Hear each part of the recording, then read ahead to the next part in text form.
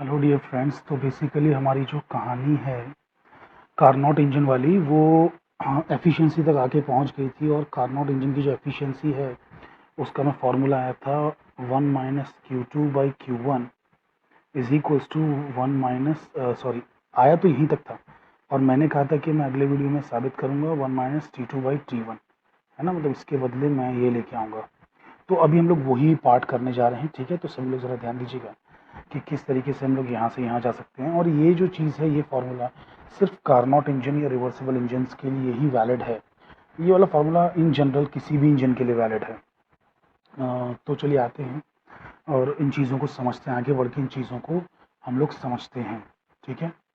तो हम लोग अभी यूज़ करेंगे एक एडियाबैटिक इक्वेशन जो कि है TV⁻⁻1 equals to some constant.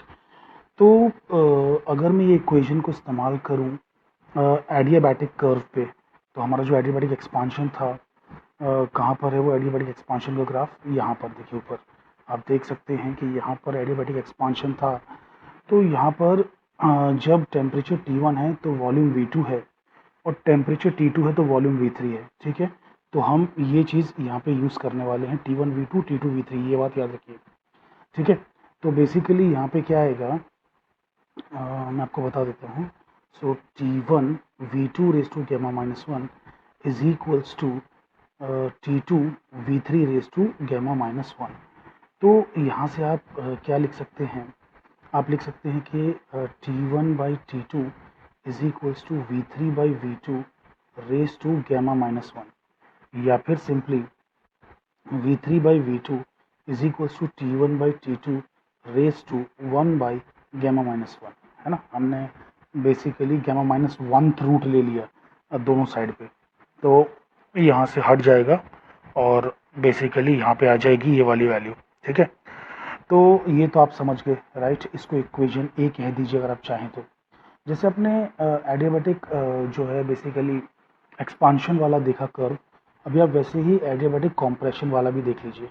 So adiabatic compression वाला भी देख लीजिए। तो ये जो कर्व है यहाँ पे आप देखिए, तो T2V4 है और यहाँ पर T1V1 है। T2V4 T1V1, ये कॉम्प्रेशन वाला है ना, एडियाबैटिक कॉम्प्रेशन वाला। सो T2V4 T1V1, ठीक है। T2V4 T1V1। सो बेसिकली यहाँ पे हम लिखेंगे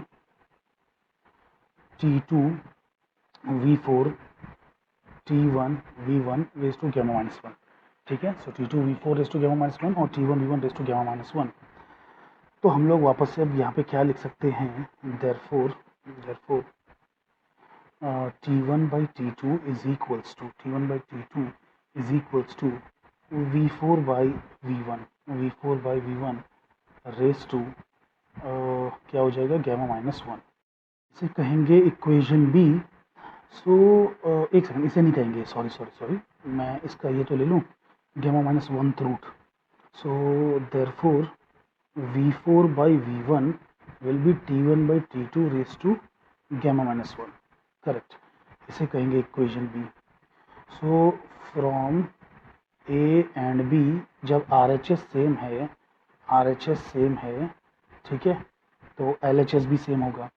तो हम लिख सकते हैं V3/V2 is equals to V4/V1, ठीक है।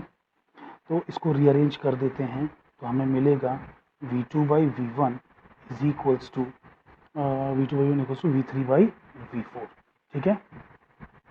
इन दोनों को हम लोग यहाँ एक काम करते हैं, कह देते हैं इज इक्वल्स टू R, जो कि है आइसोथर्मल एक्सपांशन रेशियो।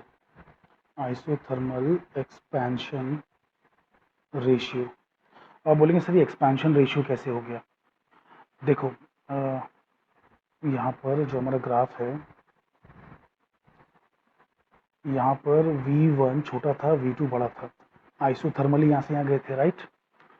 और यहाँ पर भी अगर आप देखोगे ध्यान से तो यहाँ पर हम इस तरीके से गए थे तो कॉम्प्रेशन हुआ था, यानी कि इसका उल्टा जाएंगे तो एक्सपांशन होगा, राइट। तो V4 से बड़ा है V3, V4 से बड़ा है V3, ठीक है।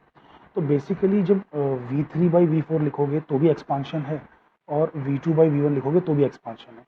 सो इसीलिए इसको आइसोथर्मल एक्सपांशन रेशियो हम कह सकते हैं। ये मैं जस्ट आपको नाम का मीनिंग बता रहा हूँ, अदरवाइज बस हमें तो खाली उसको एक कांस्टेंट को इक्वेट करना था ताकि हम वर्क की इक्वेशन चेंज कर सकें।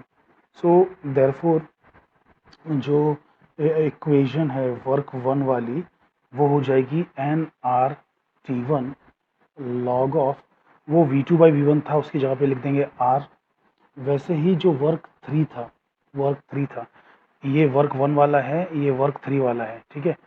तो वर्क टू और वर्क फोर तो कैंसिल हो गए, आपको याद होगा, तो हम उसको नहीं ले रहे हैं। वर्क थ्री वाला जो उसका आया था minus N R T two log of V three by V four था, तो हम यहाँ पे गैमा या आर वॉट एवर जो इसका नाम रखा है, मैंने आर रखा है, दिस इज नॉट गैमा, ये आर रखा है इसका नाम, तो हम आर वहाँ पे लिख देंगे। सो एफिशिएंसी का जो फॉर्मूला था, अच्छा बाय द वे ये है क्या, this was equal to Q one and this was equal to minus Q two, है ना। ये वाला वर्क जो है माइनस क्यू टू के बराबर था और ये वाला वर्क जो था ये प्लस क्यू वन के बराबर था, because this was a heat absorbed in the system, absorbed by the system, and this was a heat liberated by the system, heat rejected by the system.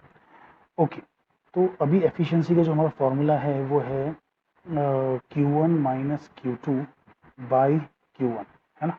ये वाला formula है Q one minus Q two by Q one. अरे जो हमने ऊपर लिखा था ना one minus Q two by Q one, वो यही तो है ना बेसिकली, ठीक है। तो ये फॉर्मूला है हमारे पास। तो अब हम यहाँ पे सब्सटीट्यूट करेंगे वैल्यूज़, तो क्यू वन की जगह पे क्या लिख देंगे, N R T one log of R. Q two की जगह पे क्या लिखेंगे, एन आर, एक सेकेंड, क्यू टू की जगह पे हाँ पॉजिटिव ही आएगा क्योंकि देखिए ना माइनस माइनस ये कैंसिल हो जाएगा। So N R T two log of R आ जाएगा divided by N R T one log of R. अब आप देख सकते हैं कि इनमें से ऊपर से कॉमन आ जाएगा एन आर और लॉग आर कॉमन आ जाएगा, अंदर सिर्फ T one minus T two बचेगा। नीचे N R log R side में लिखता हूँ, टी वन नीचे लिखता हूँ, तो मतलब अलग लिखता हूँ, sorry. So basically N R log N R, sorry log R, N R log R cancel हो जाएगा, N R log R cancel हो जाएगा, तो आपको मिलने वाला है T one minus T two by T one. So efficiency का ये भी फॉर्मूला है। So eta becomes one minus T two by T one. So वही हमने प्रूव कर दिया कि one minus Q two by Q one को कार्नोट इंजन के केस में one minus T two by T one भी लिख सकते हैं। That's it. So I hope कि आपको ये जो है पूरा डेरिवेशन समझ में आया। अब यहाँ पे एक छोटा सा डिस्कशन हो जाए, वो ये है कि अगर आपको एफिशिएंसी 100% करनी है, यानी कि वैल्यू वन लानी है, 100% एफिशिएंसी अगर आपको करनी है तो आपको क्या करना होगा। तो एफिशिएंसी अगर आपको बेसिकली 100 करनी है तो आपके पास दो रास्ते हैं। पहला रास्ता तो ये है कि आप जो है इस बंदे को ज़ीरो बनाने के लिए कोशिश कीजिए। वो ज़ीरो कैसे बनाएंगे, टी वन को इन्फाइनाइट कर दीजिए। मतलब जो हमारे पास देखो ना, एक हॉट रिजर्वायर होता है, हॉट रिजर्वायर, इसका टेम्परेचर टी वन होता है, और एक होता है कोल्ड रिजर्वायर, कोल्ड रिजर्वायर, उसका टेम्परेचर टी टू होता है। तो इसे हॉट कर करके इतना हॉट करें कि इसका टेम्परेचर इनफाइनाइट हो जाए। तो अगर टेम्परेचर इनफाइनाइट हो गया तो anything divide by infinity will give you what, will give you zero. तो आपको ये चीज़ ज़ीरो मिल जाएगी, इसका मतलब ईटा इक्वल्स टू वन आ जाएगा, ईटा इक्वल्स टू वन आ जाएगा, एफिशिएंसी 100% हो जाएगी। यानी कि अगर ये रिजर्वायर का टेम्परेचर इनफाइनाइट हो जाए तो ऐसा पॉसिबल है, एफिशिएंसी को वन बनाना पॉसिबल है। लेकिन आप जानते हैं कि इतना टेम्परेचर तो दुनिया में कोई भी मशीन, कोई भी इंजन विथस्टैंड नहीं कर पाएगा, विथस्टैंड नहीं कर पाएगा इतना, मतलब झेल नहीं पाएगा। तो जब झेल नहीं पाएगा बेसिकली तो बनाना इम्पॉसिबल है ना, इनफाइनाइट टेम्परेचर अचीव करना इज़ ऑलमोस्ट इम्पॉसिबल। तो ये तो रास्ता चला गया। दूसरा रास्ता क्या है, दूसरा रास्ता ये है कि आप इसे ज़ीरो बना दें, डिनोमिनेटर को इनफाइनाइट बनाने के बजाय आप न्यूमरेटर को ज़ीरो बना दें, तो zero upon anything will be zero. So basically आप ये भी कर सकते हैं, राइट। लेकिन अब इसमें दिक्कत ये आ जाएगी कि ये जो सिंक का टेम्परेचर है या लोअर टेम्परेचर है, ये सब ज़ीरो करें तो कैसे। ये तो ज़ीरो का मतलब होता है नॉट 0 डिग्री सेल्सियस, यहाँ पे एब्सोल्यूट स्केल की बात चल रही है, 0 केल्विन की बात चल रही है, और 0 केल्विन जहाँ तक हम जानते हैं अनअचीवेबल है। हम लोग ने बेसिकली बहुत ट्राई किया और काफ़ी कोशिशों के बाद भी we have reached very very low temperature, जहाँ तक मुझे याद आ रहा है we have reached 0.0000 something like this, ऐसे करके अप्रॉक्सीमेटली 10⁻11 केल्विन तक we have reached, but we haven't reached 0 kelvin yet exactly. ठीक है, तो exactly 0 kelvin yet we have not reached. तो anyway, so if 0 kelvin is unachievable then problem क्या है, फिर से एफिशिएंसी 100% नहीं हो पाएगी, है ना। तो डिनोमिनेटर को आप इनफाइनाइट नहीं कर सकते, न्यूमरेटर को आप ज़ीरो नहीं कर सकते। तो यही रीजंस हैं जिसकी वजह से कारनोट इंजन की एफिशिएंसी कभी भी 100% नहीं होगी, उस कुछ कम होगी। कितनी होगी वो आप यहाँ पे डाल के देख लीजिए। तो जैसे टेम्परेचर 1 आपने 1000 रखा और टेम्परेचर 2 जो है लोअर वाला वो आपने 100 रखा। आप चेक कर लीजिए 1 माइनस 100/1000 डाल के, तो आपको जो है एक आंसर मिल जाएगा कि कितना परसेंट एफिशिएंट आ रहा है। So it's like 0.9 which means 90% efficient. ठीक है, तो 90% एफिशिएंसी आपको मिल गई। सो कारनोट की एफिशिएंसी इन दोनों टेम्परेचर्स के बीच में अगर 90% है, तो इन दोनों टेम्परेचर के बीच में काम करने वाला कोई भी दूसरा इंजन इससे कम एफिशिएंट ही रहेगा, क्योंकि कारनोट इंजन आइडियल गैस से बना है, दुनिया का आइडियल इंजन है और उसकी एफिशिएंसी सिर्फ 90% आ रही है, 100% नहीं आ रही है। तो दुनिया के बाकी किसी भी इंजन की एफिशिएंसी 90% भी नहीं होगी, उससे कम ही होगी। और ये चीज़ हम लोग ने सेकेंड ईयर बीएससी के जो डेरिवेशंस हैं सेकेंड ऑफ थर्मोडायनेमिक्स से रिलेटेड, तो वहाँ पर साबित किया हुआ है। वहाँ पे हमने साबित किया है कि जो है दुनिया का कोई भी इंजन जो इरिवर्सिबल है वो कारनोट इंजन से ज़्यादा एफिशिएंट नहीं हो सकता है। तो वो वाले वीडियोस आप देख सकते हैं, मेरी प्लेलिस्ट में हैं। सो सेकेंड ऑफ थर्मोडायनेमिक्स फिजिंग टेस्ट चैनल ऐसा डाल के आप सर्च कर लीजिए। तो ये आपको समझ में आ गया कि ये तो फर्स्ट ईयर बीएससी के लेवल की चीज़ है ना कारनोट इंजन पे। ठीक है, तो हम लोगों ने जो भी डेरिवेशन किया इसमें हमने समझा दिया कि जो एफिशिएंसी है इट कैन नेवर बी 100%। चलिए एनीवे, तो आई होप कि आपको ये समझ में आया होगा। Thank you very much. मेरे चैनल को सब्सक्राइब करें। Take care.